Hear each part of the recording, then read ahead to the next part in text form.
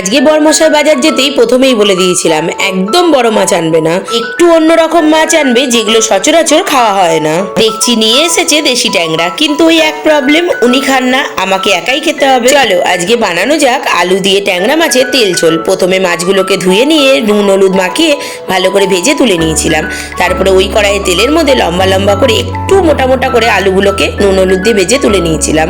তারপর একটুখানি কড়াইয়ের মধ্যে তেল দিয়ে তার মধ্যে শুকনো লঙ্কা জিরে ফোড়ন দিয়ে দিয়েছিলাম, আর দিয়ে দিয়েছিলাম কুড়িয়ে রাখা পেঁয়াজটাকে ভালো করে নাড়াচাড়া করে ভেজে নিয়ে দিয়ে দিয়েছিলাম কেটে রাখা টমেটোগুলোকে একটু নাড়াচাড়া করে নিয়ে এবার দিয়ে দিয়েছি নুন হলুদ লঙ্কা গুঁড়ো জিরে গুঁড়ো একটুখানি চিনি আর অবশ্যই অল্প জল দিয়ে ভালো করে কষিয়ে নিয়েছিলাম।